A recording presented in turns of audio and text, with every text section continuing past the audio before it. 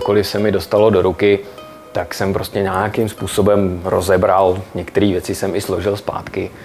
Takže já nevím, začínalo to i propiskama třeba, nebo takovýhlema jednoduchýma věcma, pak dostal jsem kolo první, že jo, většina lidí dostane prostě bicykl, skočí na něj a prostě týden jezdí, já jsem dostal bicykl, vyjel jsem vlastně do ulice, říkal jsem si dobrý, tak jede to, vrátil jsem se zpátky, kolo jsem otočil takhle jako v obráceně a už jsem začal rozebírat prostě, jak tam funguje zrovna to torpédo, jo, to znamená ta brzda dozadu a dopadlo to akorát výpraskem, pak děda 2 dny skládal kolo zpátky ale stejně jsem to nevydržel, prostě já nevím, za 14 dní už jsem to zase měl rozebraný a už jsem věděl, jak se to skládá, takže jsem se vlastně zase dostal o kousek dál.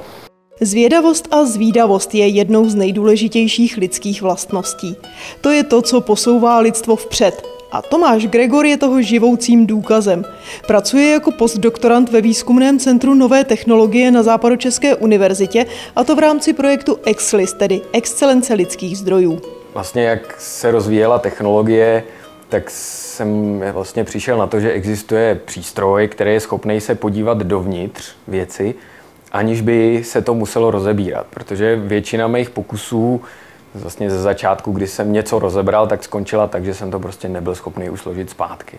No ale dopadlo to nakonec tak, že vlastně pracuji s počítačovým tomografem, což je vlastně zařízení na bázi rentgenových paprsků, který vzorek nebo prostě to, co vás zajímá, tak vlastně prosvítí skrz a je schopný vám vlastně zobrazit, jak je to vevnitř poskládaný, aniž byste musel nějakým způsobem vlastně lézt dovnitř, sundávat kryty a tak, jako kdy hrozí nebezpečí, že se to na vás prostě vysype všechno.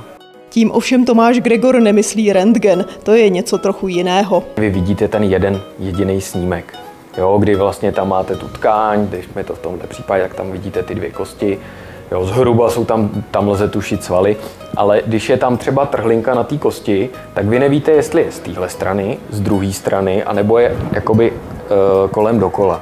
Z tohohle důvodu, aby jsme přesně věděli, kde se ta v vozovkách závada na věci nachází, tak vlastně bylo vynalezený nebo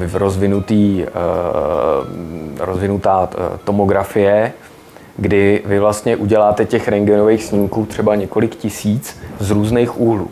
Každičkej z těchto obrázků je vlastně z různého úhlu a ono, i když to nevypadá, tak ten vzorek se vlastně takhle jakoby postupně otáčí. No a když se vlastně dopadne tak, že z toho programu vyleze vlastně takovýhle ty řezy, o kterých jsem se zmiňoval, kdy vy vlastně si můžete vlastně projedete ten vzorek vlastně rozřezaný na kousíčky. Ačkoliv je Tomáš Gregor dospělý muž, otec rodiny a nadějný vědec, pořád má duši toho malého kluka, který je zvědavý a hravý. Ten tomograf má obrovskou výhodu, že se vlastně podíváte dovnitř, aniž byste to museli rozebírat. Tak když byste třeba sbírali nějakou sadu figurek, tak si koupíte plato Kinder vajíček a vlastně není problém si to prosvítit, naskenovat a zjistíte vlastně, co je vevnitř, aniž byste to Kinder vajíčko otevřeli, takže jo, jako když by někdo chtěl, tak vlastně se dá celý plato a pak si jenom vyberete ty vajíčka, které vás zajímají a ty vlastně nezajímavý z vašeho pohledu, tak se vlastně dají vrátit nebo někomu darovat potom jako nepoškozený.